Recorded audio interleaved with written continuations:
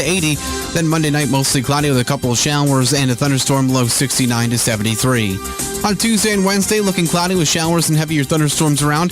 Those could bring some flooding and low-lying and poor drainage areas. The high both days, 82 to 85. From the Florida Weather Center, I'm meteorologist Evan Duffy. The very best in quality is Captain T's Upholstery. Is that couch cushion sinking lower every time you sit in it? Does your boat look better with the cover on? Has your car's interior seen its better days? Stop using a towel to cover up those rips in the golf cart.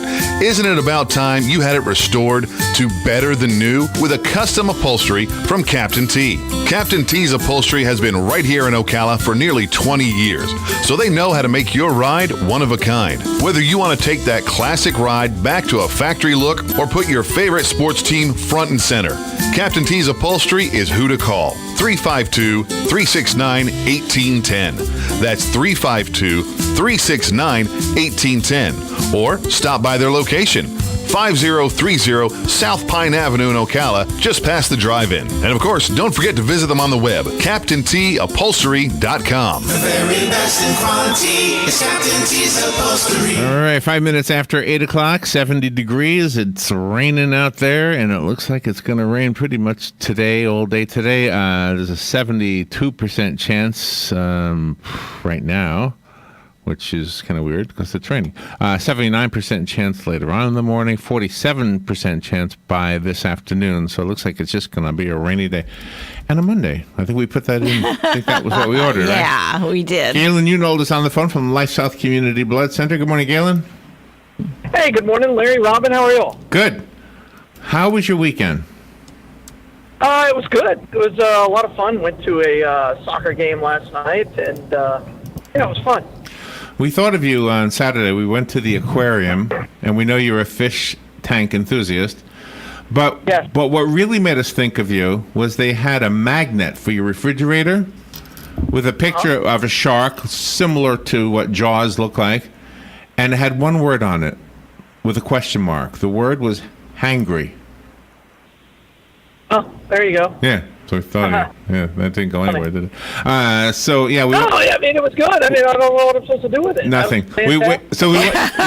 It's a magnet. Anyway, for the you. Florida Aquarium was just some. Have you been there, or have you been there recently? I have. Yeah. I haven't been there recently, but I have been there. It's pretty cool. It is really. It's a pretty cool aquarium. It's really a neat place to go. I mean, it's a little bit of a drive, but still cool. It is. Yeah. And of course, like it. there were two ships there. One World War II ship, which we had Right. visited before. What's it called, Robin? The The Victory. American Victory? Something? Yeah. Okay. Yeah. And then there was a cruise ship that everybody was boarding, which was kind of cool too. That was so cool. They started it early morning, and then the cruise ship started moving about 4:30 in the afternoon. Do you know what I thought about, Galen? And I know you've Carnival. gone on cruises, but I thought to myself, when you get to the cruise ship, you're at your destination. It's not like you're waiting for it to take off because you're there. That's your destination right there. Exactly. Yeah, pretty. I mean, it's your hotel, and then your hotel. And this is what I always tell people: it's your hotel, and it just happens to be in another port every day. It moves around. Or Yeah. another. Yeah. So yeah, absolutely. Yeah, because But there are people who take cruises and never get off the boat once they've arrived somewhere. Oh, really? I think it all depends on where you're going. I guess. I mean, it looks fun to me. So one day I'll do this thing. How many times have you done a cruise? Do you have a number? Oh, 8, 9, Oh, okay. Wow. maybe 10. Yeah. I mean, I used to go on them when I was growing up with my family, so I don't remember all of them. So At least 8. At least 8. So getting back to the aquarium, one of your issues with SeaWorld is the captivity of dolphins and whales, and the aquarium has none of that. I mean, they have sharks and stuff. I don't know if you feel different about sharks in captivity, but they have a boat. If you want to see dolphins, they have a boat. They'll take you out on the boat and see the dolphins out in their real world. Absolutely, and the thing about the sharks is most of those sharks are bred in captivity, and they're accustomed to very shallow water and very small in a more confined space than, say, a dolphin. You know, a dolphin in a year travels almost it's something like 10,000 miles a year. something like that. Wow. So, It's amazing. whereas, in SeaWorld, they can just do circles. I mean, it's yeah. Yeah, and so that it did make sense to me. It looked like the shark was doing circles also, but in all fairness, Oh, I'm sure they are. in a discriminatory way, I'm going to say that maybe the shark is not as smart as the dolphin. I don't know, but it seems like the dolphin would be more go stir crazy simply because they're smarter. I don't know. I would think so. Well, they tried to keep like great whites in captivity, and that's just not possible because of their size. So, I don't know. It's probably a lemon shark or a nurse shark that you saw. And so those are, or maybe even a black tip, and those are very shallow water. I think it was a black tip, right? Shark. I think it was black tip. Yes, it was a black tip. Yeah. I don't know. Yeah, it was a black tip. I don't know. And they do fine in captivity. You can have them in your fish tank. You can buy smaller ones for your fish tank. But they had one. They just dump out. Okay, they have one room. Yeah, they had one room that looks like a theater, and it was just one big wall of glass, and you just sit there like in Wiki Watchy kind of, except instead of girls, there are fish. It was amazing. Right. Absolutely. Have you been? It was. We haven't been there in so long, and it was absolutely amazing. Yeah, it's pretty cool, and I love that they have a bunch of turtles there that they've rescued. So yeah, it's a cool place to go. And you can pet the stingrays, and then we found out that they have to give the stingrays like a 5-minute break after each hour because they put up signs because they get stressed with all that touching. So you can't touch them for like 5 minutes. They gotta. I get the same thing. Get acclimated. I do too. I mean, that can touching. I need 5-minute break. All right. I have a story about a man who is considered to be the world's most prolific blood donor. Mm-hmm. Okay, and he gave his from Australia. Yes, Yeah. and he gave his last donation on Friday. So there's a few things in the article that I wanted you to explain, because as I read the article, I thought, wait a minute, I've talked to Galen now for 10 years. I don't even more than 10 probably. I don't even know some of these things. Yeah. So, all right. First of all, how is the blood supply right now? We're right there at a 5-day blood supply. We just need O. I mean, we're in emergency need of type O. And we need platelet donors, so just get out there, give the gift of life, and donate blood. All right, and the two sponsors that make that announcement possible are Palm Garden of Ocala and Penn Flooring. Go to Palm Garden Health and Rehabilitation Center, and you'll see why people choose Palm Garden for their health and rehabilitative needs. They're a skilled nursing facility, first of all. Everything about the facility is done right, whether it's you're talking about the kitchen or the grounds themselves, the garden. It's called a garden for a reason. There's really a garden there, more than one garden, I guess. And the people, of course, make everything. They have 21st century technology to help you rehabilitate. If you've got some arm motion issues, they've got something to help you with that. If you've got some walking issues, they've got a way to help you with that. And of course, if you're just recovering from heart surgery or something of that nature, choose Palm Garden as your place to spend that time, and you will be happy you did. They are at 2700 Southwest 34th Street. Take a tour, ask questions, and you'll see why we recommend Palm Garden every single day. Penn Flooring is also somebody we would recommend. They sponsored this segment with Galen, and they put the floors in the WOCA, and they are very durable. They look as new as they did the first day they were put in, and the choices are unbelievable, the different choices you have. So whether it's carpet or tile or wood, go to their showroom at Penn Flooring, 1201 Southwest 17th Street, and see why we recommend them and their product and services. Exactly. All right, so the guy from Australia is named James Harrison. He's 81 years old, and in Australia, the limit is 71. I guess they'd let him give for another 10 years, right? Right. Does that sound right? Okay. So he was 14 years old, and he had some kind of and he needed blood. He had some surgery, and he had a lung transplant. Oh, okay. He needed 13 liters of blood. It was 1954, and he decided that he would be a blood donor. He began donating. His blood was discovered to contain, here's where the stuff I don't understand happens. His blood was discovered to contain unusually strong and persistent antibodies used to develop an injection called anti-D, which helps fight against Rhesus disease. Okay, Stop there. Professor, what is that? What, Yeah, Reese's Professor disease. Galen, what did I just read? What does that even mean? Well, you got to remember the anti-D is when we talk about, your RH negative. That's really an anti-D. And so. What does the D mean, though? Oh, I have no idea. Nobody. It's called okay. D. Okay. I mean, you got to remember when the scientists are creating this stuff, they're like, okay, that's different. We're going to call this D, because it was one of the first things they discovered was your blood types, which are A, B, and then the absent of either one, which is, we call it O, even though it's really a 0. And then, D is the next one. And so D is your RH factor. Okay, so what does it mean anti-D helps fight against Reese's disease? What is that? Well, Reese's disease is a disease between the mom and the child, and when they have an incompatible blood type. So let's say the mom is a RH positive, the dad is an RH negative, and the baby becomes an RH negative. So now you have this baby living in an incompatible environment for them, right? Oh, wow. So if that continues to happen, then there could be miscarriages, there could be brain-related issues, it could be stillborn, all of these things. And so once you identify this problem, then you can solve it. And so where he comes in and where he's so special is his blood type is very unique in that it can be given to moms, and therefore their bodies become more compatible. Really? So you can also do it with a shot, but we didn't know that until 15, 20 years ago. So in our community, he lives in Australia, and now he's done. I guess he gave his last donation on Friday. So do we have, like, at LifeSouth, do you have a list of the people who have the anti-D thing? Yeah, now you can just get a shot, and it can be remanufactured. And so part of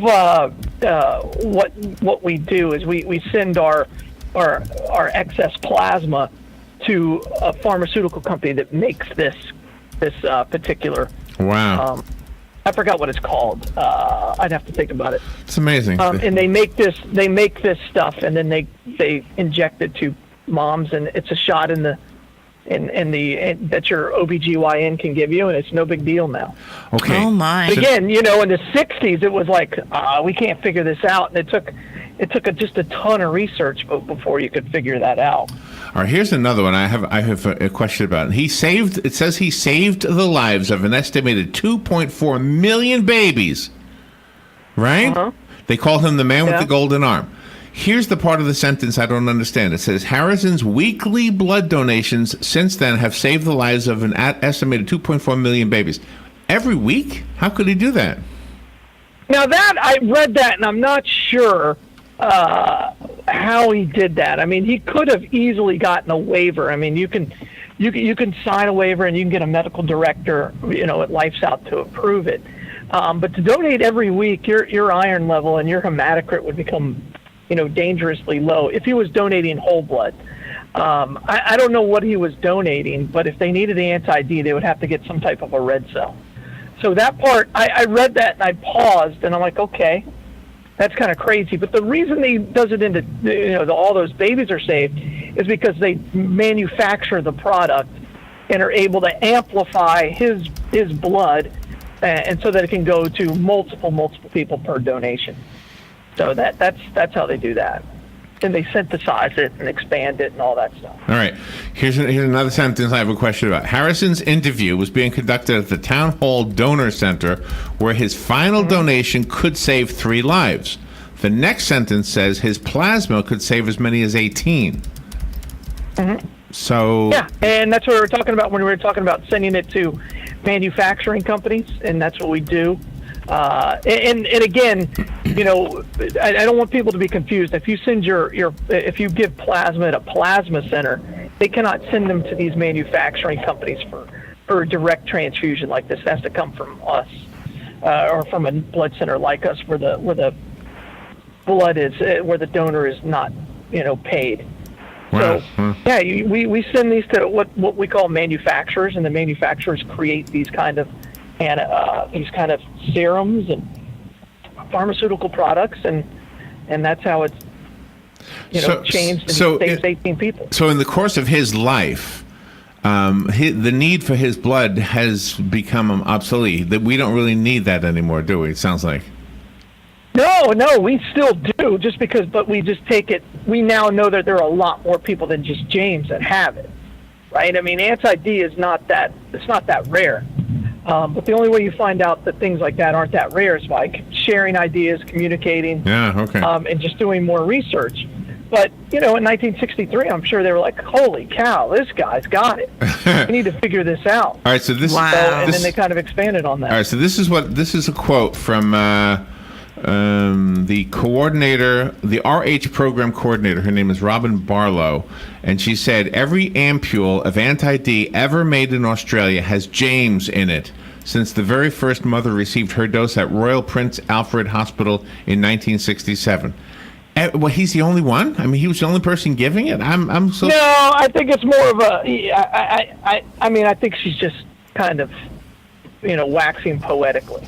No, he's not the only one. All right. I mean, anti-D isn't that rare. It's just not that rare. So, and we have them in Ocala. You have them in, like when somebody comes, like if I gave for the first time, and you said, "Oh, you got anti-D," would you have told me? I mean, would I have known that?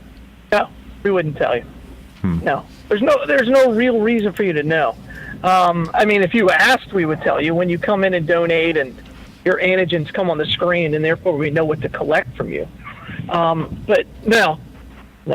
Wow. Anyway, I found it an interesting story, and it's kind of a shame. So he's forced to stop because he's 81, even though they want you to stop when you're 71. I don't think he's forced. Australia, they have universal health care, so it's a little different. So there's no age limit on donating blood in the States. So I don't know. Maybe there is in Australia. Oh, really? We don't have that? But there is an age limit on donating marrow, right? Or being in the marrow? Well, no. There's the limit on marrow is what age you can sign up for, because you could be on the marrow list for 40 years. No, there's no age limit to give marrow. It's just to get on the marrow list. Oh, so we're still okay. So we're still on there then? We're still okay. Of course. Yeah, you're still on the list. Oh, okay. So we can still get that call. I guess there's not that many people needing marrow that need mine. Yeah, or mine. Yeah, we haven't gotten any calls for either of us yet. Yeah, and it's a 1 in a million shot to be called. So. Anyway, I just found this article interesting and full of questions, because as much as we talk to you, it's almost as if you would think that we would know all these things, and I'll be honest with you, I'm still confused. I'm still not sure what all this means. But anyway, so. Well, you got to remember, I mean, blood donations and the whole thing is it's an evolving science, and we're constantly learning. I mean, I don't know everything. I don't proclaim to be. There are entire departments in my organization that I know very, very little about. And a laboratory is one of them. I'm not a medical technologist. I'm not a specialist in blood banking or a scientist, or we have 4 doctors on staff, and we have something like 100 and something lab personnel on staff. I have no idea. So when you give blood that often, that frequently, does the place on the vein where the needle goes have to change? Can you keep? It seems like they almost always go into the same spot with me. Mine is the same. You can see it on my arm. It's a huge indentation there. Oh yeah. Yeah. So you can see it. How come I can't see mine? Oh. You've been doing yours for a lot longer. Yeah. Wow. I mean, is it? Yeah, no, you can use the same entry point. Does it scar over and then make it harder to get the needle into it? Yeah. No, it doesn't scar over that bad. I mean, because it's a clean. You will get that indentation. I have the same thing on both my arms. So, yeah. Can I ask a scary question? This is something I'm always worried about. If can they push too far, like go out the other side of the vein? Oh yeah, that's scary. I always wonder about that. Sure. Yeah, it's called a hematoma. That's where you get, if you've, and again, I mean, we're all human, so mistakes can happen. The vein can roll, or you can push through the vein, which is very, very difficult. But that's when you get all the bruising afterwards, and it becomes very sore. But that's a hematoma, and it could happen. It's just pretty rare. Yeah, because we're human. And you know what else you do, though, Galen? Even though you don't have hands-on to each of the donors that come in, you make your presence known. You make sure that socialness is there within your organization, not just for you and everybody there, but for everybody there with everybody else. They're not strangers to each other. Right. Absolutely. So we have a hangry magnet for you. Yes, we do. Right. It's pretty funny. We'll just hang on to it until Christmas. Then we'll just wrap it up. Well, Galen has 2 books here, so we'll put him with his 2 books. Oh, you have 2 books here. Yeah. They're baseball books, right? So crazy. Yeah. Yeah. So busy. We'll make a care package for Galen and then bring it over one time. Apparently. Because we want to go to There's a big Culver's in pile. Gainesville, so we'll just drop it off at your office. I have a dumb question. I mean, where you work in Gainesville, that people also donate blood there too, right? Correct. Yeah. So we could go up there and donate blood, and then come bring the stuff to you, right? You could. Yeah. And go to Culver's. If I'm here. If I'm here that day. And we can go to Culver's. Yes. Well, we could drop them off for you, though, right, at the receptionist. Absolutely. Yeah. there you go. Yeah. Absolutely. It was more fun to see you. We'll come in our baseball hats and. There you go. Talk about the Red Sox. I'll wear my Red Sox. Are your boys driving right now? Are they driving? No, not yet, right? Too young still? Yeah, my oldest is. Oh, Yeah, my oldest is 17. Did you Yeah. teach him? Did you teach him how to drive? Yeah, absolutely. Did you need any sedatives or something? How did you handle that? No, it was fine. I didn't mind it at all. The hard part is watching him leave without you behind the wheel. And it's the hard part. Nope, I was All by ready for that. himself. He's ready for it. He's ready for it. Well, you raise your boys to become men, and part of being a man is he's got to stand up for himself. Big deal this week. On Friday, he got his first oil change without me. Oh, my. That was a big deal. I was like, don't buy anything other than the oil change. And so he calls me and goes, Dad, they want me to get this filter. Just say no. I need it. No. You can buy a cabin filter on Amazon for half the price. Say no. Oh, gosh. My dad said no, and he goes, okay. That was it. That was pretty funny. You see that? Your Hey, boys still need you. Tomorrow, when Matt is in here, I'm going to ask a question. If a mechanic suggests that you change your oil plug, should you say, go ahead, go ahead and do it? Your oil plug? Yes. Why in the world would you change that? Because if it's stripped, or if there's a reason for changing it. There would be a reason. The only reason would be, and I know the answer to this question because my brother told me, is the only reason that would Bob. be my brother Bob is because when removing it, they damaged it, so they have to put a different one in. Right. Yeah. Right. That makes sense. Yeah. But, And it's just a square nut with a. I mean, I know what they look like. but they're all I don't different. know. They're all different, and his was a diesel, so if it's different. This is not my expertise at all, so I don't want to pretend I know any of this. So I'm going to ask Matt. But the point is, they put the wrong one in his. The oil leaked out. It caused his engine to blow out. He was going 75 miles an hour down the freeway in California or Arizona somewhere, and so now he's got a lawsuit with Valvoline to pay him back the $14,000. Yeah, that's... And you know what they do? They videotape themselves doing everything, and the videotape shows them putting the wrong one in there. Mm-hmm. And if they had, but here's the thing: if they had said to him, "Hey, we damaged your oil plug. Do you mind if we put one in that's not exactly the right one?" And if he had said, "Yeah, go ahead," then they would be off the hook. Mm-hmm. Sure, they wouldn't be liable. Right. Yeah. So somebody like me, they would say, it'll probably fit. And I would have said, oh, go ahead. Then I would have been out. But he knows his car stuff, so he would have never said yes to that. Yeah, so we're never, ever going to say yes. We're always going to say nope. Yeah, Put the right one in there. Let me call Matt.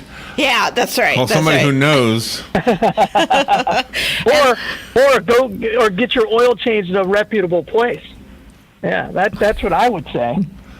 And that's one other good thing about LifeSouth Community Blood Centers is that if you're donating blood, no matter if you're a seasoned blood donor or for the first time, you can always call there and talk to a person with your questions, or go down there and talk to a person with your questions without having to be committed to donate. Absolutely. Yep, that's exactly right. All right, I will never donate as much as James Harrison has, but I'm going to try my. He's amazing. Me either. Going to try my no hardest. chance. So, Yeah. 3 lives at a time. My goal is to get to like 150 donations. So if you think about that compared to where he's at, it's just monumental. Wow. Yeah. All right, where is the Bloodmobile today? Hey, today the Bloodmobile is at the Lowe's out on 441, so on the way out to the Villages. We are right there. We're also at the Walmart in Bahia, on Bahia Avenue in the Shores. Right. So, Nice. Hey, whatever you're doing, be careful today, Galen. It's going to rain. yeah, I'm already at work. All right. So, yeah, absolutely. All right, be careful. Thank you, Galen. All right, bye, all. Fox News Radio, I'm Chris Foster. At least 16 Palestinians are reported shot and killed by Israeli troops at the Gaza border. Among thousands there protesting as the United States Embassy